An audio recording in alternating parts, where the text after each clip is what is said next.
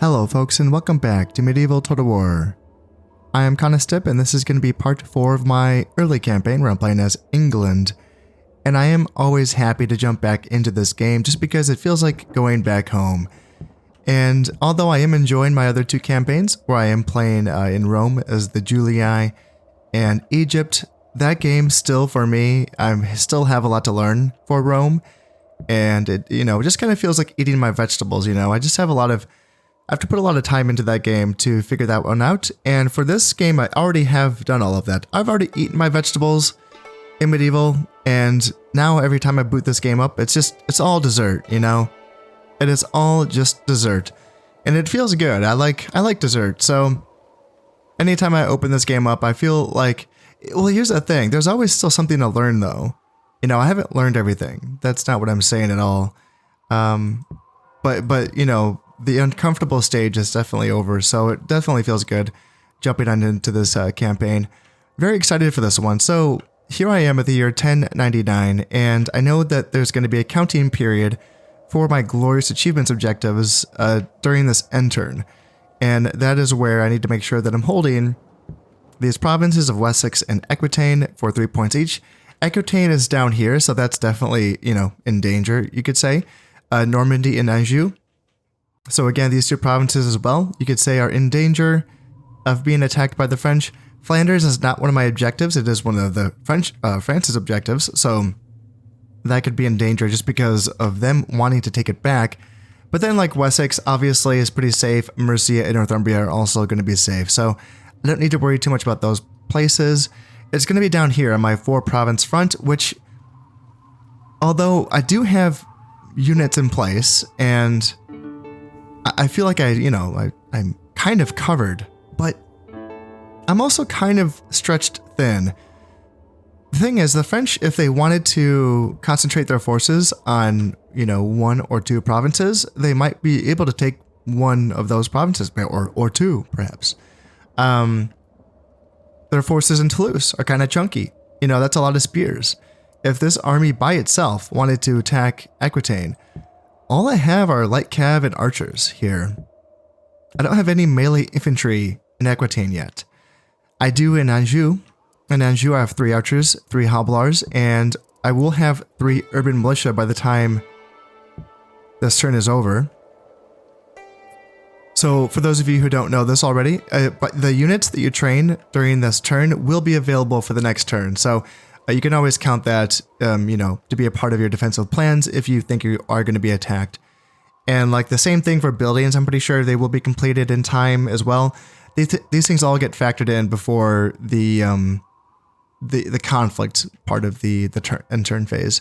So Anjou's going to have a balanced force, but it's still going to be, well, kind of small. Can 3 urban militia, 3 archers, and 3 hobblars, chunk through? Was it 5 units of spearmen? Led by a 5-star general? See, that's the thing. Obviously, low-tier units, but like 5-star general will make them fight harder than you would think. Does he have any morale boosting? Yes, he does. He's a natural leader. So, Drinker is unfortunate for him, but he's still 5 stars, and yes, +2 morale for these guys as well. That's an army that probably could beat my Aquitaine or my Anjou army. And that's not considering even the fact that the Brittany army could also jump in and support in Aquitaine or Anjou or even Normandy if that were the case. And same thing with Elder France. They can support in the Anjou fight or Normandy. Champagne is very lightly held. There is just one of the French heirs here, Prince Jean, 3 stars, natural leader, is always good. And then a ballista, so probably not going to be facing too many attacks from Champagne. Still, what I'm wondering, since I do have inns built up here in Aquitaine and Anjou, I am tempted to hire some mercenaries. That is very tempting. So it's interesting. So like it is. So they're cheaper to hire. I just want to double check that. Oh yeah, I can't actually get spear. I can get spearmen up here. So yeah, it's going to be 150 florins for spearmen And here it would only cost 100 florins. And I don't know if I've mentioned this yet, but even though these guys have different models, they are the same exact spearmen. You might think like this guy's a bigger shield, but it's just the same exact spearmen as the ones that are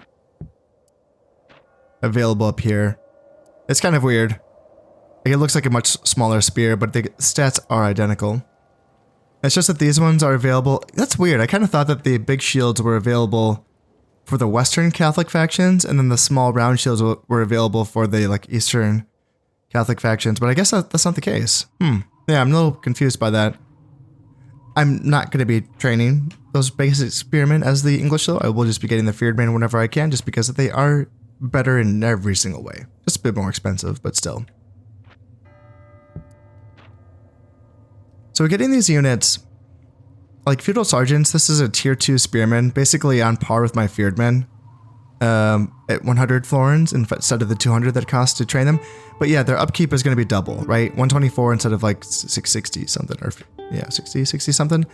Italian infantry, yep, they're very good. Archers, Spanish javelins, Faries.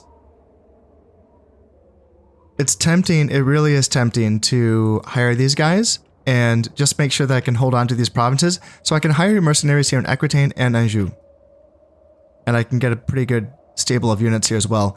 Feudal Men-at-Arms, a good quality swords unit, and then you had 2 Feudal Sergeants, basic spears. I probably would not be hiring the mangonels. That's a tier 4 artillery piece, which just is very unnecessary at this point in the campaign. Even if I were to turn my mercenaries onto, for instance, Brittany and to attack this fort, I just don't need a mangonel to attack that fort. I just need archers, you know? Archers can burn down the walls with fire arrows, you know? So it just doesn't seem necessary. How much is the upkeep for that? Yeah, 60 florins. That's 60 florins that I don't feel like I need to spend. But that's the temptation, though, is that I'm tempted to hire up all of those mercenaries, sans the mangonels, and then just hang on to them for one turn here, just to make sure I can survive the end of turn phase. Normandy is going to be on its own, essentially. Hopefully that, you know, no one attacks it. It also has 3 archers, 3 hobblars, and then it will have 3 urban militia at the end of this turn as well. So, you know, it will have that. But will that be enough? I might want to transfer some urban militia from Anjou into Normandy, as long as they will be hiring these mercenaries. Yeah, because Normandy is going to be a little bit lightly defended. I do have my 5-star Prince Alfred. He's a beast for sure. His unit is a bit damaged from that fight where he helped defend Flanders. He only has 13 men left in his unit. It's still combat capable, but that's, yeah, it's a little chunk taken out of it. Flanders itself, I would say, is probably okay. There's really like almost no melee infantry here. Oh no, that's not true. I have urban militia here in this in the fort. I'm training up another one, and then I do have a basic spearman in this army that was one of the hired mercenaries, or sorry, the rebels that was in Wales. That's why he has that square shield. And then I do have the longbowmen, you know, and my king, of course. So, like, Flanders should be fine. Not a very well-balanced army, but what would it be facing? Peasants and archers, and a 2-star French king. Not too worried, honestly. Yeah, not too worried about that. More worried about Normandy, I suppose. That might be what I do then. I might just kind of go all out with hiring mercenaries and training units, and just survive this turn, and then probably, you know, I mean, as long as I'm hiring those mercenaries, I may as well turn them on Brittany. I wasn't in a hurry to take it, but if I'm going to hire those mercenaries, I may as well get my money's worth out of them.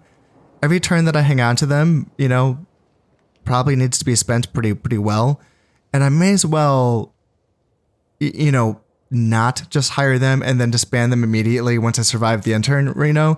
Like, that would be kind of silly, because even though they are cheaper to train or hire, that's still money being spent. So I should do something with them. And I think taking Brittany would be a good thing for them to do. It's rather lightly held. And Brittany, although, yes, 375 off of its farm income alone is, not bad. And it does have linen as well that it can trade. So yeah, this is some money to be made here. And then I suppose what I could do is just bring those mercenaries right on up and take Scotland. They do have these Highland clansmen here, which is kind of a tough unit, but mercenaries should be able to handle them. Then I would have Scotland. Now, Scotland, I don't think there is really much here. I don't think income-wise, there's not much. There's no tradable goods. There's no resource that I can mine up here. I can train the Highland clansmen, and they will be getting a +1 valor bonus because this is the only place where you can train them. And that is a unit that I'm going to be wanting for my Crusade armies because they do have low armor. And you don't want to be sending high armor units to the deserts of the Middle East and the Levant. So Highland clansmen, ironically, because you might think like Scotland's like the least likely place to be getting warriors suited for the deserts of the Levant and the Middle East. Well, they actually are pretty good. Same with like the Celtic warriors of Wales and the Current and the Galaglasses of Ireland.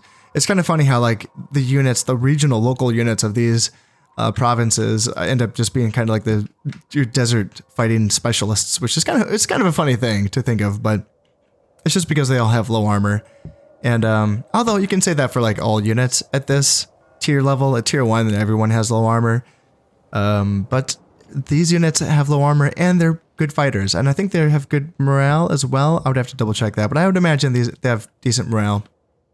So taking Scotland just for that is a good thing.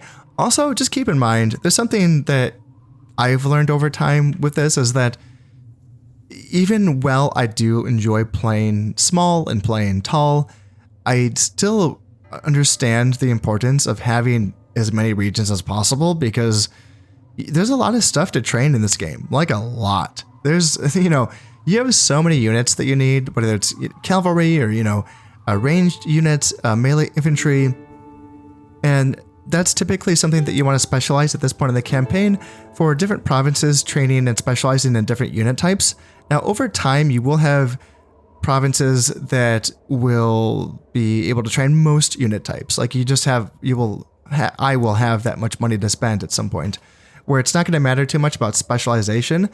And instead, I'm going to want to have places specialized instead of on a military unit or type, then looking more for just like military in general. Whereas other provinces are going to have other things like agents. Having a province that can just focus on like agents and like ships, for instance, is a big deal. The fact that ships take 3 turns to build and artillery pieces as well take multiple turns, I think 3 turns. Crusade markers take 4 turns. That's a lot of turns on some pretty important stuff that I'm going to be wanting. And in addition to that, same thing with agents. You don't want to not be able to get them just because, you're going full speed ahead with your navy and artillery and army. You still want your freaking agents, man. Like you want your spies, you want your religious agents. So it's going to be important to have as many provinces as possible just so that you have more real estate that you can cover all of these needs. So anytime you're looking at a place and you're thinking, oh, Scotland, it's going to be hard to, hang on to because Scotland does count as one of the more rebellious provinces in this game. There's kind of a scale. I can't remember exactly what it is. I know Portugal is one of the top 5. Scotland is one of the top 5 most rebellious provinces. And what are the other ones? Is it Livonia and Lithuania? Are those 2 of them as well? Looking around, like what else would it be? Just based on what little I know about history. Does anything else strike? Would it be something over here? Serbia or Croatia, perhaps? Bulgaria? Yeah, I don't think I know enough about history to just pull an answer out of my ass on this one. I don't know if it's Switzerland. I wonder, I will say, because, so like, that top 5 most rebellious provinces in the game, that's something that's available. Like, if you look up the Medieval Total War Wiki online, you can find that list. But I wonder if there's like a rating scale for all of the provinces. Like that's the top 5, but then there's like, another 5 that's kind of an honorable mentions kind of deal. I think that is the case. I think there's other provinces that don't fit into that top 5, which are still relatively troublesome. Here's the thing though, when it comes to that public order in this game, there are so many tools to deal with public order. It's something that I feel like doesn't really be like keep being much of an issue over time. There's so many buildings you can build. Not only are there the watchtowers and the border forts, but then the town watch also increases public loyalty. Religious buildings like the churches increase public happiness or loyalty. What was it called in this game? It's called loyalty, right? Yeah. What else? I don't think the tier buildings themselves do, like the forts and keeps. I don't think that does. But there are other buildings like late game that kind of do as well. There's so much stuff. You can, obviously, the peasants, the troops garrisoned increase loyalty. Spies being positioned in center of a province increases loyalty. There's so many things you can do. Governorships, if you're having issues, then try to find a governor who has high dread or high piety or whatever. It just doesn't feel like it's like, oh my God, my loyalty is an issue. It's a little tricky in the early game, but it's not something that you have to think too much about, like, oh, let's not take Scotland because it might be hard. No, take it and just figure it out. Lower taxes, train peasants, figure it out, because having another place to train stuff and build stuff is very useful. So I think that's going to be the plan. I think I do want to hire everything that I can. That might be all of my money. I guess I'll find out. As far as my agents and stuff, I was looking at, so my emissary, I think, just finished up finding brides for both of my of-age sons. Prince William is married. Yes, you can tell because he has the ring right there. And then Prince Alfred. Yeah, Prince Alfred is now married as well. I think we have another son on the way, at least. Yeah, we have 3 more on the way. That's a little bit tricky. So the way that this works is that there's a cap, actually, on how many heirs you can have. And it's kind of stupid. The cap is 6, which is, here's what that means. When Prince William someday becomes the king, and he's going to have these 1, 2, 3, 4 brothers that are going to be his, they'll be like the next in line, essentially, until he has a son that becomes of age. In fact, I think that like once he just has a son in general, yeah, I think, and no, they will all stay on the heir list until his son becomes of age, I believe. The problem though is that his amount of sons is going to be limited based on like how many brothers he has. So if this king's wife gives birth to another boy, and therefore Prince William has 5 brothers, that means he's going to only have room for 1 son, essentially, which is kind of crappy. That's kind of a crappy thing. But it's, yeah, overall, it's nice to have the options. It'll be survivable. It'll be fine. Just want to make sure that I keep getting my guys married, because when they're married, they will be having children off to the side, even if they are not available on this list until, they become king, perhaps. It's still nice because like that means that, for instance, if Prince William dies of old age and his son is not of age yet, that means that Prince Alfred is going to become the next king. And then what's going to happen is that Prince William's son that's not of age is still going to be available to become the next king after Prince Alfred. But then there's also going to be Prince Alfred's sons as well that will be options.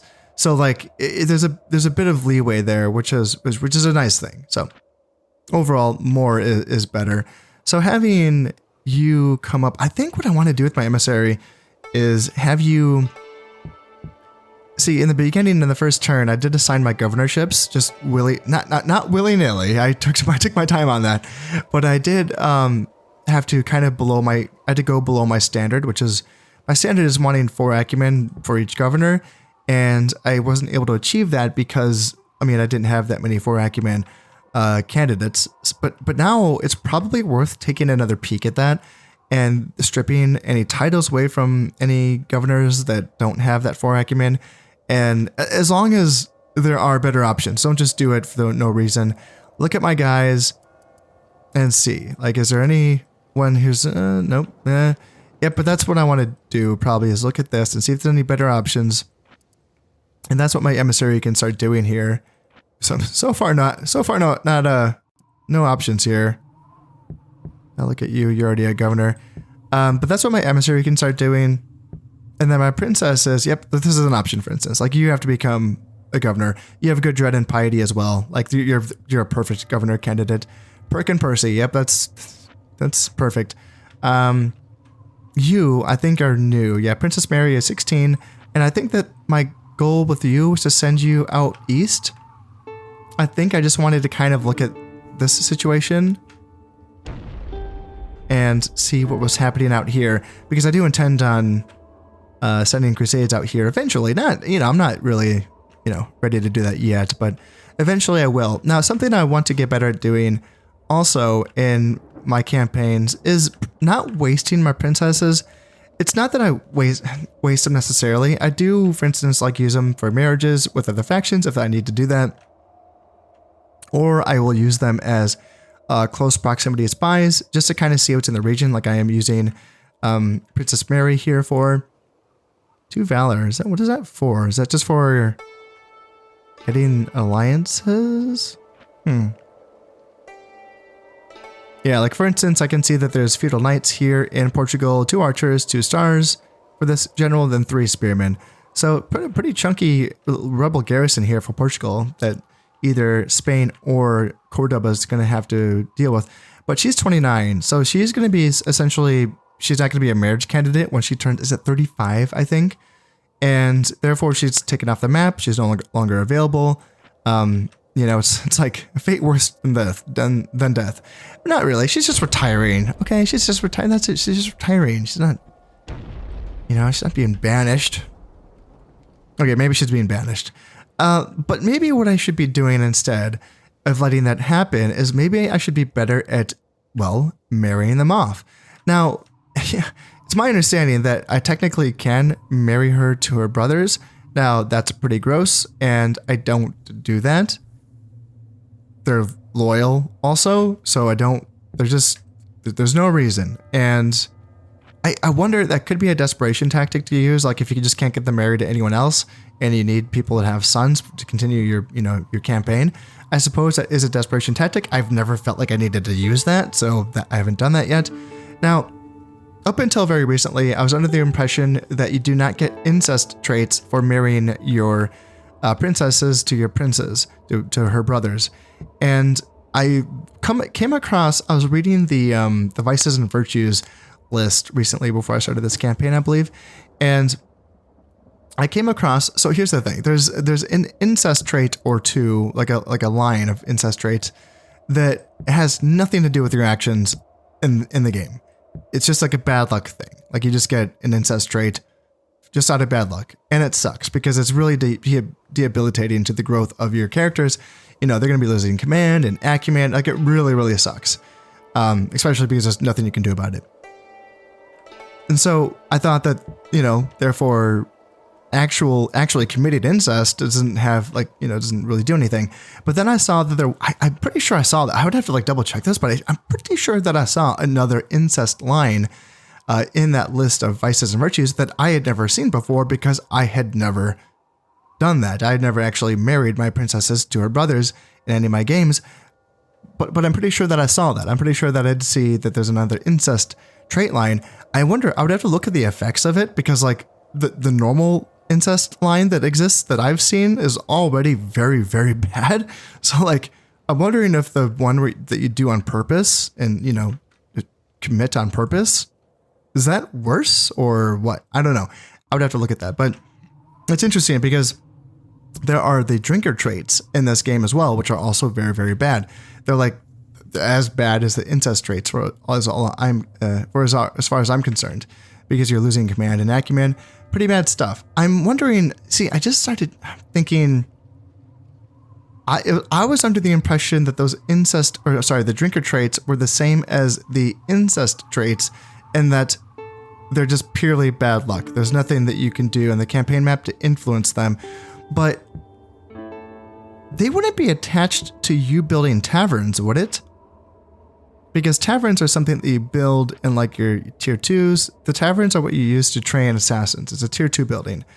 And I know that in Rome Total War, the barbarian factions can build taverns and you can get bad drinking vices or traits from having your generals in settlements that have taverns. Also, there's other happiness temples, like the Temple of Bacchus or the Temple of Osiris, I think. They can also cause sort of like drinking and partying traits as well in Rome. So I'm wondering, like, I know that the vices and virtue system in medieval is kind of like the precursor to, the vices and virtue system in Rome.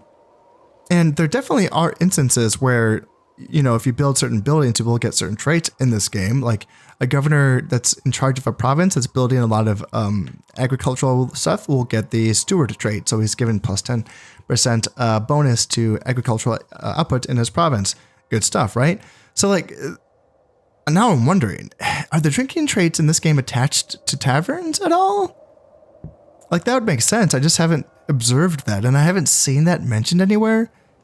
Like conclusively, like people may have like guessed at it, just based on what existed in Rome, but I don't know now that I'm thinking about it. Anyway, she's 29, as I was saying. It's probably time for her to marry one of my generals. You're probably the only decent option. I think that marrying her to him is going to give him 2 loyalty, and he's fine on loyalty. 6 is not bad, but 8's better, and it's probably better to not waste her, So since I'm not going to use her on either of my sons, and Sir Odo Borlung is fine. Yeah, he has 8 loyalty, so he's fine. And those are going to be my only general options. So can she get up there in time? That's going to be 1, 2, 3, 4 turns to get up to Aquitaine. And that's going to mean that she's going to be 33. So she should still be young enough to marry him. Yeah, do you wish to favor this general with your daughter's hand in marriage? Yes, I do. All right, so I think that... Is there any other units that I want to train? Let's see. Nope, that's fine. You're getting that, you're getting that, you're getting urban militia, and Hablar. All right, so let's start with let's just do it. So that's going to be a 662. And what's awesome about mercenaries is that they're immediately available, and then they can immediately attack. Like immediately. Like right now, I can move them and attack Brittany or Toulouse, or move them to Anjou. Like they're really, mercenaries are probably OP, but I haven't used them very much in my past campaigns, so I don't really feel bad about doing this. Like it's not, it's pretty fun. It's a pretty fun thing to do. Mercenaries are cool. Why not? And mercenaries, let's just do it. Let's just get these guys. Yeah, 542 for those units. Plunk them in, and then yeah, I could split these guys up and put some in Normandy. I could send these urban militia to Normandy. Like Normandy is kind of the weak link right here. So I need to kind of figure out how I want to spread these units up to make sure that my coverage is the best that it can be. And I still have 1,700 left to spend, and that's after training units in all of my provinces and hiring those mercs. So what is it going to be? Improved farmland here in Anjou would be 600 florins, and that would raise it to 365 over 308. So that's a pretty good boost. I'm thinking about doing that. And it'd be 478 over 401. So that's a pretty good boost as well. And that'd be 1,200 spent if I were to build 2 of those improved farmlands in those 2 provinces.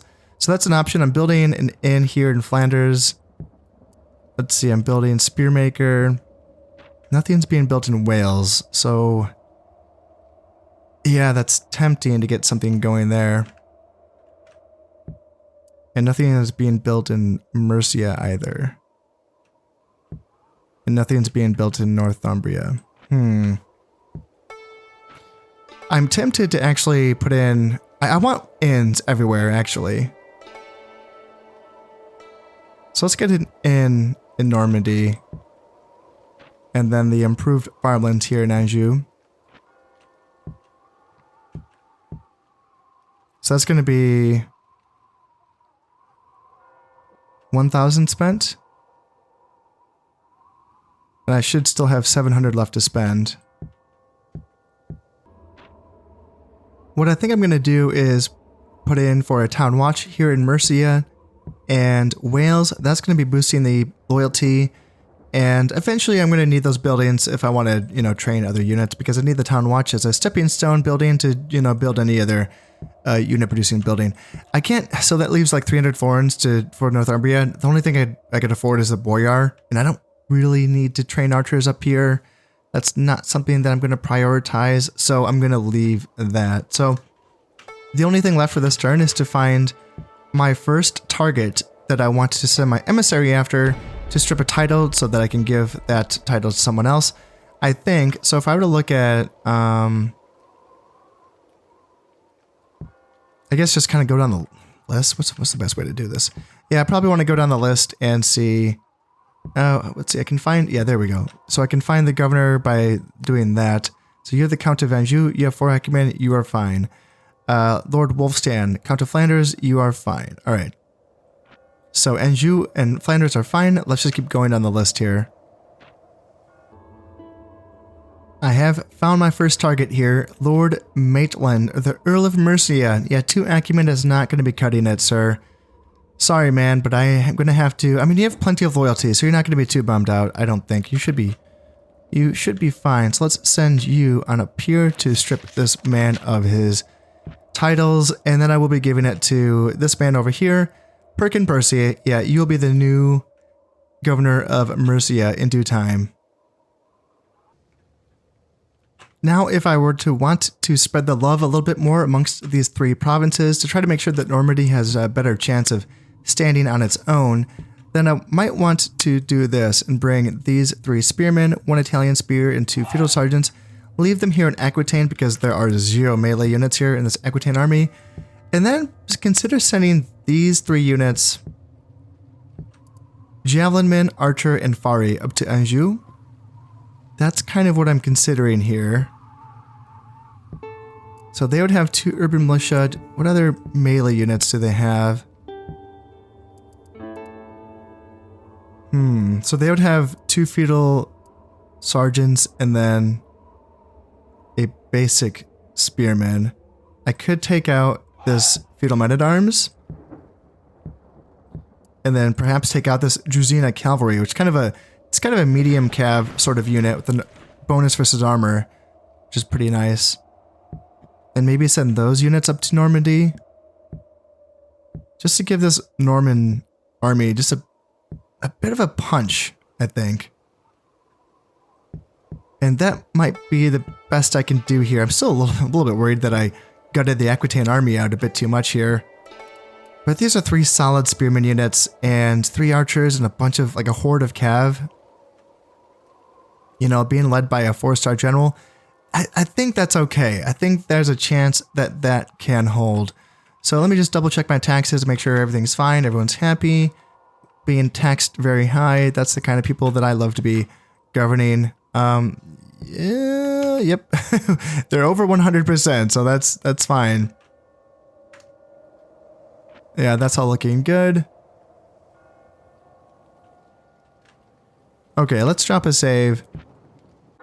Let's end this turn, and let's see if the French are going to attempt to attack us. Now, as I've mentioned before, okay, they didn't attack. How about that? Spearmaker's finished in Wessex, so now that I can train the Fearmen there, and Inn is finished in Flanders, and I counted wrong. Okay, so I was not able to build everything. That's unfortunate. And I got my 12 points. Awesome. And that's just for homelands. That's not being counted for the conquest? Yeah, conquest, which I guess I didn't. Yeah, I have to conquer 5 provinces to score 1 point. So I've only conquered 1 province, being Flanders. So that's why I did not get any points for that. But yeah, 12 points is fine.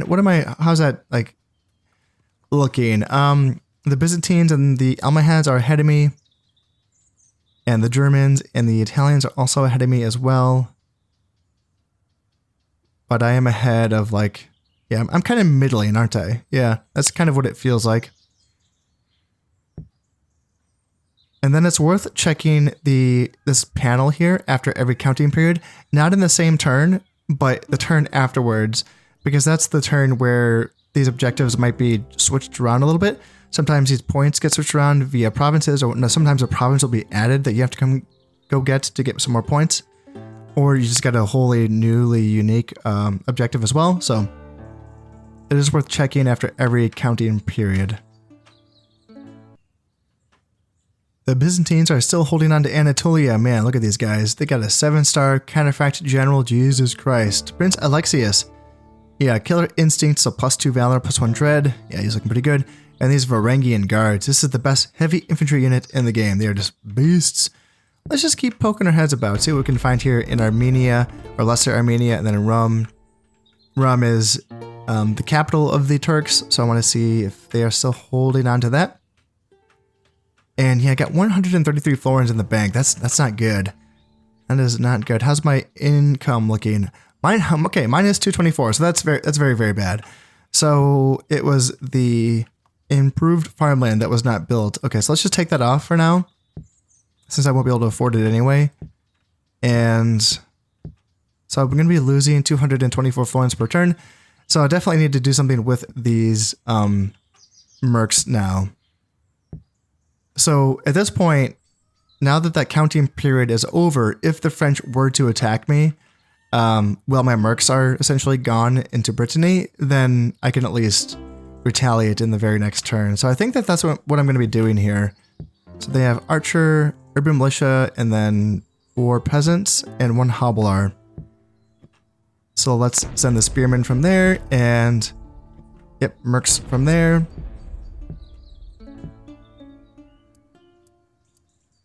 And yeah, let's send these mercs over as well. And then those 2 mercs. That's probably overkill, but I just feel like sending all of the mercs right now.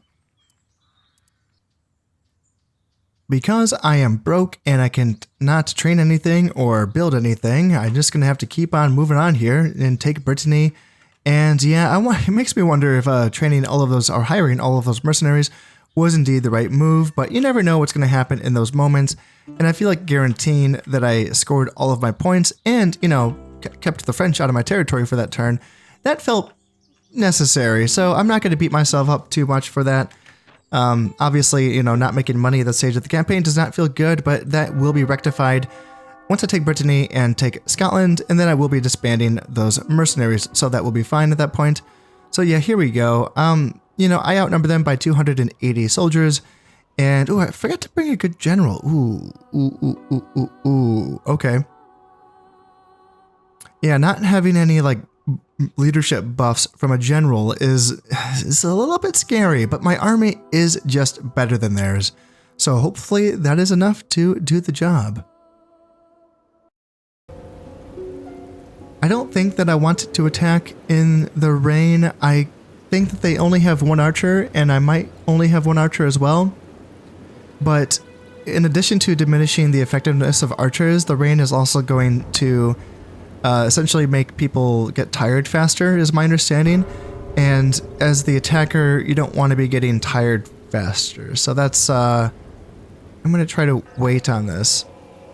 Driving rain with wind picking up later. Yeah, that's not really what I want either. And then clear with rain expected later. I don't really want rain expected I don't really want that rain later, but I'll see if I can get in a quick attack. See, sometimes when it says that, then the rain just starts like right during the deployment phase. The weather's a little bit too much of a variety to the weather in this game. Unfortunately, it doesn't really stay true to what it says it will do when you're, you know, selecting the weather. And this is a tough map to start on. Jeez, oh Pete. See, I'm attacking straight uphill. Hopefully they're not right here, because this is where I'm thinking. It seems like it's a bit of a closer jog. Up there, it seems like it's further to get to the top of that hill. And if I have to, I can kind of move Cav through the hill and try to, you know, cause some issues there. Maybe not Cav, because you don't want Cav fighting in the forest. But yeah, I think that this side is being presented as a better option for me. And for those of you who are not used to medieval total war. As the attacker, you cannot form your armies up. Yeah, it's very unfortunate. It's one of those things that I can't believe took Creative Assembly 4 years to fix. But yeah, you can't. You can choose the weather, but you can't actually form them up. You can get your groups ready. That's one thing you can do, but you can't. Oh, you can also you can do this. And see what makes more sense here. Yeah, I can look at this and see if there's something that kind of gets more of my guys over to that side. Yeah, this is a little bit better. It's a little bit more compact going with this one. So let's begin the battle, and it looks like they're going to be up there. So let's get my guys into formation here. Yeah, I want my archers up ahead.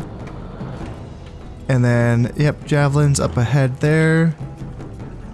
And then I'll keep my feudal men-at-arms in reserves. And Hoblars in reserve as well. And then my general, which is going to be the unit of the Faris. Okay, so they're abandoning this hill, looks like, and they're going all the way to the back. All right, that's fine. That's fine. Yeah, that gives me room to take this hill unmolested. Perfect. And as you can see, it's already starting to rain. Like, the battle just freaking started. Yeah. Yep, that's how it goes. Yeah, that's one of my gripes with this game, is that the climates that can get rain, it seems like you're just going to get rain. You know, even, so like, if, for instance, it's understandable in this case because I did select clear with rain coming later. So, you know, it makes sense. But then there's times where I just select clear, you know, like clear, as in no rain ever, please. And then I will be getting rain immediately, like even before I'm done deploying my soldiers. And I look, it's one thing to like say, well, yeah, the generals had to, you know, be flexible or whatever, you know. Yeah, no, I get it. Like, throw me a curveball. Fine. Throw me a curveball. Later. Make it happen later in the battle. Don't make the weather change and be completely different from what you just selected just a moment ago. That's really stupid. Look, the battles in this game can go a long time. So for the weather to change, yeah, totally. Like that makes sense. Like that's what would happen sometimes. You know, what weather changes, but not in the beginning. Like that's when the generals and commanders are deciding things and planning things, and they're going, yeah, based on how the weather is now, we think that we should do this. And so like, yeah, let's just make it happen later. Yeah, they did it wrong. Unfortunately, it's one of the mistakes that was made when they made this game. It's kind of one of the reasons why I like kind of prefer to play in the arid climates in this game, the arid climates and the desert climates, just because like you can actually use gunpowder in those climates. You know, you can actually use the naphtha throwers, their grenades, and the handgunners and the arquebusiers. Like you can actually use those units pretty reliably in those climates. Whereas like you get into these temperate and lush climate zones, and it's like, what are you gonna do? Like I don't know. I don't think you can even use gunpowder units in those climates reliably. Like you just have to see if you get clear days, and if not, then just withdraw those units immediately, I suppose. Okay, with that rant being over, we can see that they have their Hoblars up there along with their urban militia general and some more Hoblars up there, so up on the hill. And it looks like they're hiding their presence in the forest here, trying to be a little sneaky and maybe try to get a flanking attacking on me. So what do I want to do? I think that I would rather...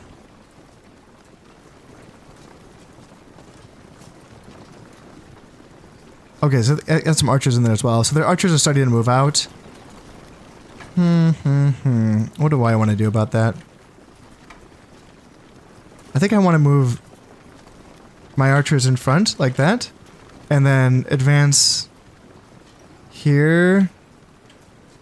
Yeah, that's fine. It's just one unit of archers and it's raining. They're not going to be doing a ton of damage to me.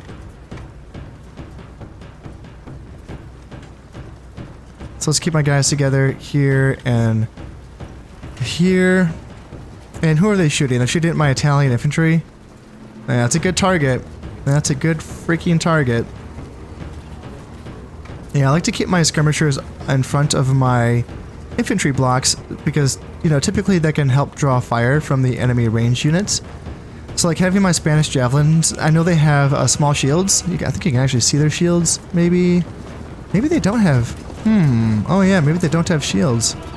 Still, having these guys are sort of in a looser formation, and they can take ranged fire better than units that are in closer formations, right? So like, I can put these guys into loose formation and have them sort of screen my units here. Are you guys getting shot? What's happening here? And it looks like I am returning the fire with my own archers. We do have a height advantage here. And do they want to send their peasants up to charge my javelins? My javelins are in skirmish mode, so... yeah, if they want to come forth, that's fine. And are my Faris in range? Yeah, let's just bring them up a little bit here so that they are in range. And yeah, I can bring my skirmishers back. I mean, heck, they could probably even do pretty well against... yeah, you guys can run, actually. I don't know. They got caught. It happens. Let's bring my feudal sergeants up here and have them start running. And let's bring up my Italian infantry here. And yeah, you guys can help collapse those peasants there. Actually, I wonder if with the javelins, would they even beat peasants? No, I guess not. Yeah, they're running away. All right, so I got some feudal men-at-arms right here, and they're ready to charge on in against those guys. And yeah, they got spears going into my cavalry. Ooh, yikes. All right, there we go. So let's go there, and we got spears here. And let's bring up these feudal sergeants to try to cut off those guys, but they're going to try to charge into my feudal men-at-arms. Jusina cavalry can go on into their archers here. And let's get feudal sergeants going. Oh, that's going to be their general right there. So let's go there and there. And spearmen, let's go into here. And yeah, you can see these guys are holding, this army is holding very well just because of their freaking Giga Chad general is amazing. So yeah, they're sending in some Hoblars back to try to save their archers, and that's going to be a little too late. Let's try to get a flank on here. And let's get archers back here because we don't need to shoot into those archers anymore. And yep, you come up here, please. Are you guys ready to rally? Yes, you are. So let's get you guys running up. Yeah, you see how good this army is fighting? Like, despite the fact that I outnumber them 2-1. And despite the fact that I have a full surrounding on them. Like, they're fighting so freaking hard just because of their general. So let's get my archers into combat. There's no reason to, like, shoot because I'm just going to inflict more casualties to my own guys. And speaking of which, I think... gosh, how did my Faris take so many casualties? Was that due to the enemy archers? Let's take you off of fire at will so you don't shoot into your own guys. And I don't want to throw you into combat. Javelins have moved up, so let's see... yeah, javelins can run down those peasants, and yeah, the enemy general is now running away. Yeah, holy smokes, they fought very, very hard. Yeah, even the archers killed 10 of my Drazina cavalry. Of course, they were fighting in the forest, so that was why, but yeah, it just goes to show. Just goes to show how good a good general is, you know? And yeah, did my Faris really... were they just getting shot the whole time? Like, I feel like I would have noticed that. I guess I didn't notice that. That was weird. Lost 12 guys. I'm lucky the general didn't get sniped. Now this army does have a fort in this province, so getting as many of these guys as possible is going to be very important. In fact, I don't think we've killed the general yet because he is still going to be applying his combat bonus. That might be him right there. If we can kill him, guys, kill the general, please. Because, yeah, he's going to be applying his combat bonus in that siege battle. So, yeah, feudal men-at-arms, you guys got spanked. I guess you guys were in the thick of it that entire time, but... yeah, the general, gosh, he is still... I have my whole army, like, chasing him right here. And, yeah, if we could kill him, that would be nice. I'm going to try to send my Faris up ahead of this general so that I can maybe cut him off here. Because he thinks he's going to get away. But yeah, if I can get my Faris to sort of come up the hill and cut him off. Maybe we can get him here. Yeah, there we go. Now charge downhill from there. Try to cut him off. Hey, there we go. All right. That should have been the general, hopefully. Alright, feudal men-at-arms gained a point of valor for killing 52 men, and the Italian infantry also gained a point of valor for killing 99 men. So, yeah, not bad, not bad. Obviously, kind of a tougher fight than you would like, but these are just mercenaries. You know, I hate to say it this way, but every man that died in that fight is a man that I do no longer have to pay. And we did raise 844 florins as well. That was for, yeah, the Lord of Boulogne. So the guy that I just captured probably netted me quite a bit of that money. And the French did decide to pay the ransom, so that's perfect. Oh yeah, that's right, the Pope. I kind of forgot about that. So the Pope wants me to cease hostilities against the French, and he requests that you recall your troops within 2 years, and that you do not attack again for at least 10 years after their return. Okay, so I'm just going to resolve this siege here in Brittany, and then that'll be that. And perfect. So Robert de Vendôme has achieved his first rank here. So that is that Fari general. And yeah, Henry Maitland has lost his title. He's lost the governorship of Mercia, and I will be giving that to Percy Perkin. Yeah. Town Watch is finished here in Wales, and Inn is finished here in Normandy. Town Watch in Mercia, and yes, the Umayyad Khalifa wants an alliance. I don't really want to do that. There's just no reason to. I'm allied with the Spanish and the Aragonese, and at some point the Almohads probably will be at war with one of those two factions. Yeah, there's just no reason to take that alliance that I can think of. So what do they have left in this? Oh, so little. There's so little here. 46 peasants, 4 hobilars, and 3 archers. But still, I'm going to have to go in there and finish the job. Now, this is always so confusing. So, I've never quite grasped how exactly the points for conquest are counted, because it says for every 5 provinces conquered you score 1 point. And we saw that I didn't get any points before in that last turn because I'd only conquered Flanders. But now that I've conquered Flanders and Brittany, that's 2 provinces, well, I'm getting 1 point. Why? Like, and if you think it's because of the total number of provinces, well, let's look. 1, 2, 3, 4, 5, 6, 7, 8, 9. So, I don't get it. I don't know what that means. And I never have. I've never really understood that. Yeah. I've only conquered 2 provinces. Not 5. I don't understand. I don't get it. Well, the governorship of Mercia, what is it? 1 loyalty. Yes, and it's going to be going to you. So 209 florins and bring that up to 292. Yep. Definitely worth it, I would say. And you're still plenty happy. You're fine. You didn't want the responsibilities anyway. So now it's time to find the next governor that can be replaced. The Earl of Northumbria is another example here. It's good dread, isn't it? Good dread and good piety. Acumen is not bad. 3 is not bad. Also, the builder trait is giving +10 happiness as well. It's all in all not bad, but I mean, Sir Richard Stafford for acumen is better. And the dread and the piety are also good as well. So I think that when it comes down to it, I will be removing titles from you, and I will be giving it to you. Now I have a little bit of money to spend, and I am in the positive, luckily. I will be making 161 now, due to the men that I'm not paying any longer from those mercenary armies. But here in Anjou, I think I probably should get that improved farmland there for that 600 florins. Just to try to improve my economy a little bit more here.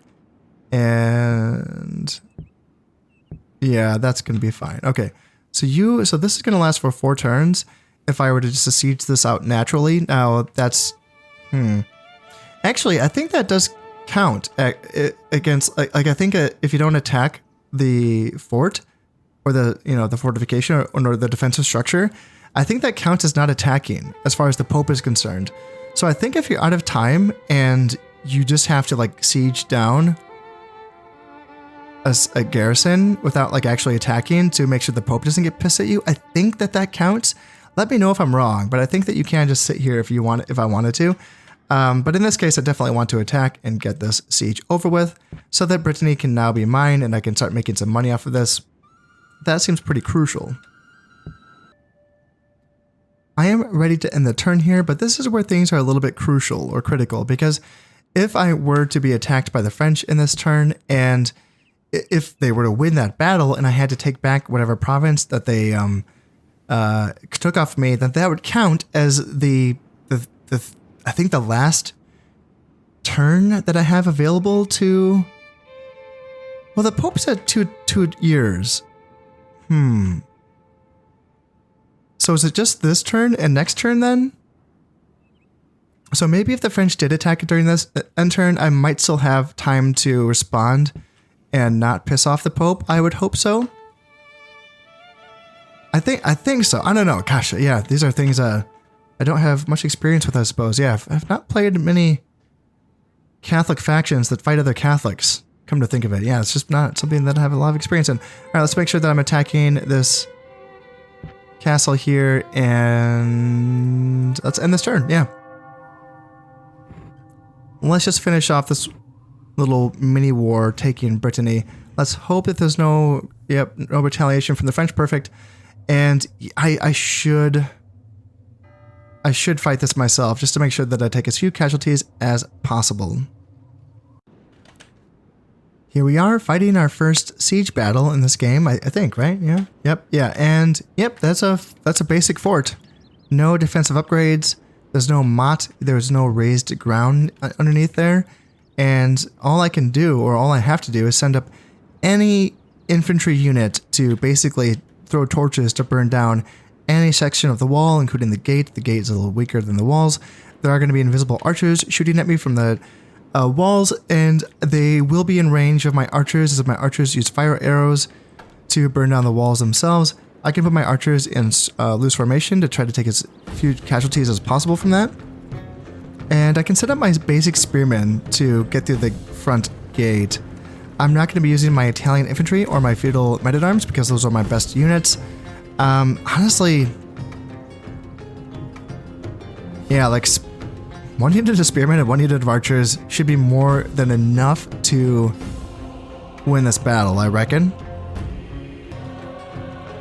You can see that my spearmen are taking casualties from the archer fire, and it's really hard to see the arrows. They're really like hard to spot, but yeah, they are, or they were taking fire. I don't know if they still are.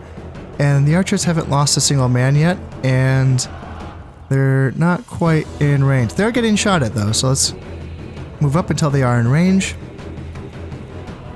And it looks like the spearmen just lost another man, and they are going to go in there. They are going to attack this gate. I can make sure they are on engage at will. And now the archers are going to be in range, and they've lost 0 men so far, so it's going to start shooting at the walls. There, they lost their first man. And isn't that cool? Yeah, little fire arrows. So 5% per volley. So that's not going to be taking too long before that gets finished up. And over here, yep, the gate's already 34% damaged. And inside is going to be the 46 peasants and 3 archers and 4 hobblers. Kind of forgot that they had 46 peasants. But they're not going to be receiving any combat buffs, you know, because their general's dead. So let's kind of actually... Oh, Jesus Christ, that's ever-living piss out of me. Oh my god. That was like really loud in my head, in my headphones. Oh, Jesus, my heart jumped. Fucking hell. Alright, let's go in here and kill these peasants. Now, really not the unit that's made for killing peasants. Yeah, spears should win. 92 spears should beat 43 peasants. I'm a little worried about a flanking charge here, but hobblers should go down pretty... Yeah, see, I'm a little worried about this. Spearmen, even though they're designed for killing cavalry, they have low morale, right? So just a little cheeky flanking charge could be enough to cause a break.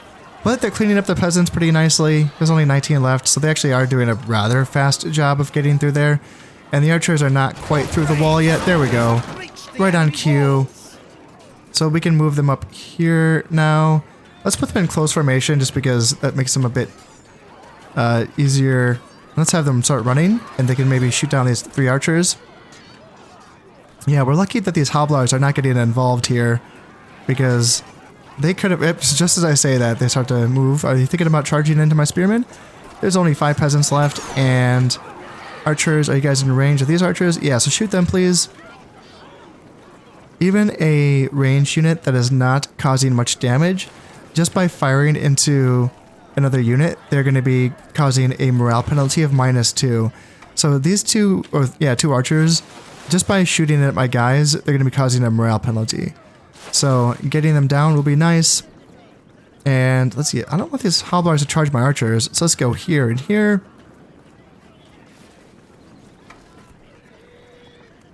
And now I want to turn this fire off. Well, actually, there we go. Archer's dead. And let's shoot at these hobblers. Because I don't think anything's shooting at me right now, so if I can just kill these hobblers without taking any more casualties, that would be perfect. And moving my archers up to point blank range, and they're going to be doing a bit more damage here. Alright. Looks like only the first rank is firing. Can these archers get these guys? Oh, okay, there we go. Man, there we go. Finally. He is dead. We've taken the province, killed 53, and we lost 9, so not bad. I have a feeling like we would have lost more if we did auto-resolve that. So we did pillage 550 florins. That is from destroying 4 buildings, so that's unfortunate.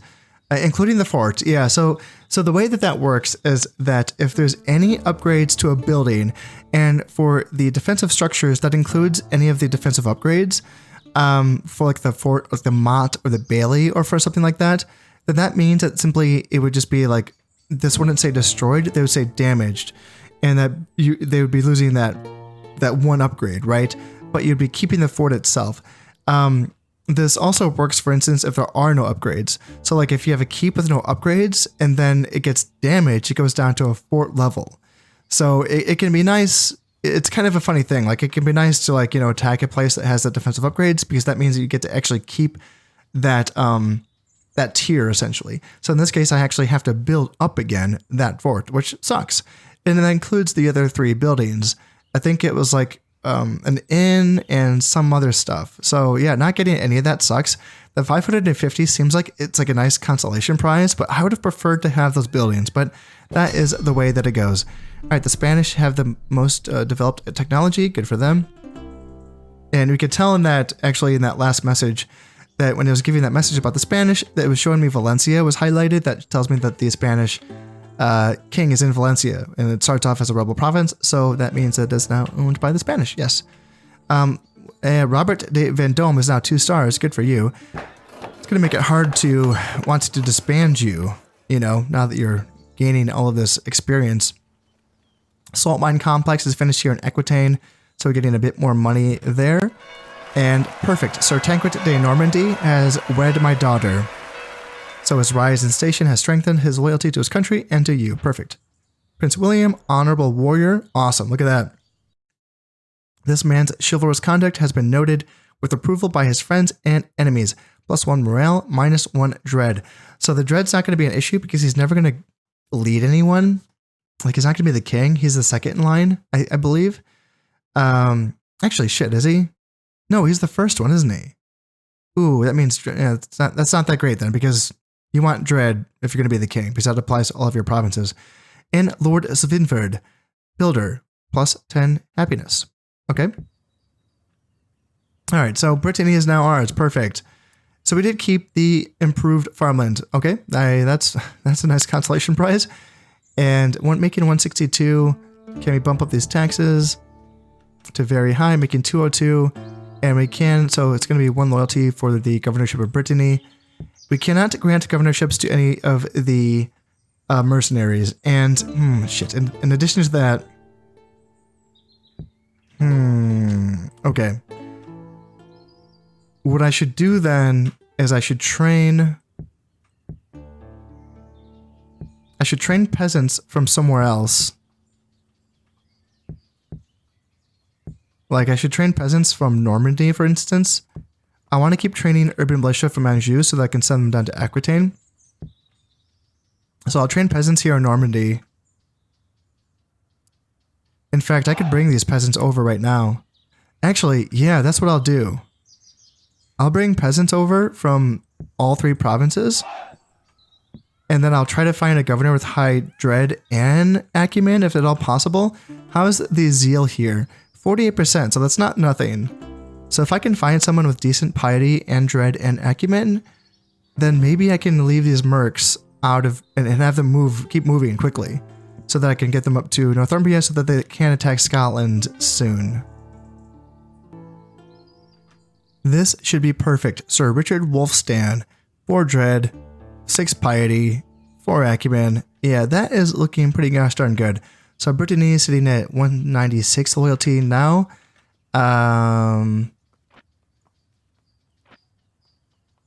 Let's do, wait. It's you, right? Sir Richard Wulfstan. Yeah. So that's going to be there. And so it caps at 200, but let's move these guys out and see if it's going to be okay. On very high taxes, it's still 113. That's good. Nice. Yeah, I'll take that. Because then I can increase that by just building these watchtowers here in Brittany. Yeah. That feels pretty good, and that should not have caused any consternation with the Pope, I think. With the building of this watchtower, that leaves me with like 764 florins. So I should have enough to actually build this copper mine here in Northumbria for 500. And that leaves me with around 200 to spend.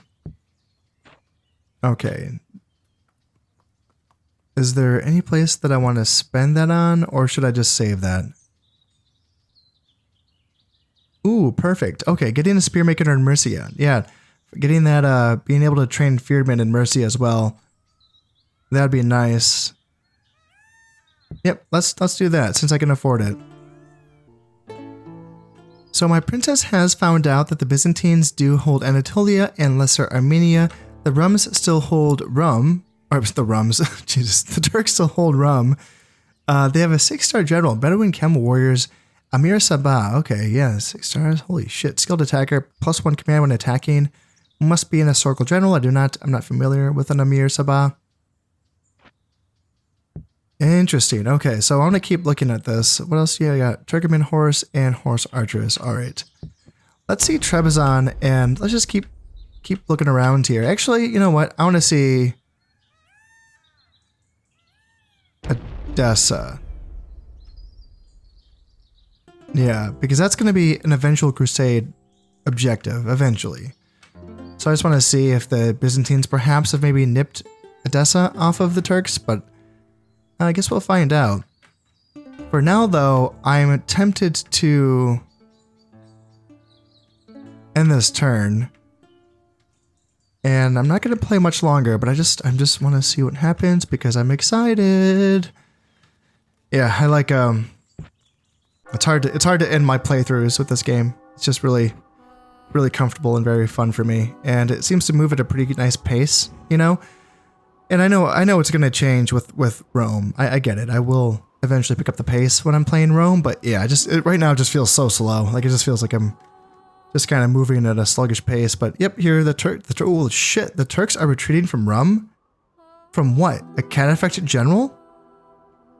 That's the Turkish Sultan retreating from like 1 or 2 units. I mean, sure, they don't have much themselves, but still, holy moly, that's their capital. All right, an armature is Prince Edmund. So let's see, he's my 3rd son, and where is he? You're up here, 3-star general, okay. Watchtowers are finished here in Brittany. Improved farmland is finished here in Anjou. And we have a daughter on the way. Perfect. And Robert de Vendôme, this is my mercenary general, so Pride. Oh, that's unfortunate. Pride is bad. His habit of killing staff members who prove him wrong is now widely known, and so he finds it impossible to get anyone to serve him. However, his legendary pride does make him formidable in combat. -2 command, -2 acumen, +3 valor. It's not the worst thing. That +3 valor is going to make him a beast, but he's not really a melee fighter anyway. He's a unit of hybrid like horse archers. The Fares are good in melee, but you don't really want to send them into melee. +3 valor is nice. I mean, look, they're not going to be used for much longer. They will be fighting the Scots, and that is going to be it for them. And how is Prince Edmund here? Yeah, look at the dread on him. Yeah, dread's looking good. Loyalty is good. 3 command, 4 acumen. Natural leader, awesome. +2 morale, +1 loyalty, and irritable, so +1 dread. Yeah. Yeah, looks good. Let's send him. Yeah, we're running out of fronts to send people because we're all covered up here and we're covered down here as well. What I used to do was kind of keep all of my heirs together with the father because the father would keep them in line, especially the low loyalty ones. The problem though with that, and I guess it's not necessarily a problem, it's just kind of just a fact, is that only the heads of each stack will gain traits. So when you have like multiple like different stacks like split together like this, each captain, even of the individual like 1 unit stacks, will be gaining traits. Whereas if you have all of your heirs together in a stack under their king, none of them will be gaining traits other than the ones that they start, other than the ones they come of age with. And of course that can be a good thing because they won't be getting bad traits, but they also won't be getting good traits either. And that's something that I think I want to change over time. I think I do want to get my sons more involved in the running of my empires in my current and future campaigns, just to have a bit more flavor and a bit more fun and get them, more involved in all that. I think that'd be kind of a neat way to play, but I don't know exactly how I'm going to do that just because, as you can see, I already have like enough generals covering all of my frontier provinces. My king in Flanders, my eldest 2 sons in Normandy and Anjou, Tancred here in Aquitaine. I just sent Sir Odo Borlung up to, he was going to lead the attack on Scotland. I suppose he still can. That's what he can do actually. He can lead the mercenary army. So it won't be led by Robert de Vendôme with his 1 star and his 3 valor. Instead, it would be led by Odo Borlung. He's a better leader, so that makes sense. Yeah, oh yeah, the captured thing. +3 morale, that's good, yeah. Yeah, so he will be leading the attack on Scotland when that mercenary army does come up there. And how is my income looking? 437, still not great, but as I keep saying, it will improve once we take Scotland and once we disband those mercenaries. But you know what? That is all going to wait until next time. As always, I hope you have enjoyed this one, and thank you very much for watching. This has been Consolidation playing Medieval Total War. Thank you very much, and goodbye.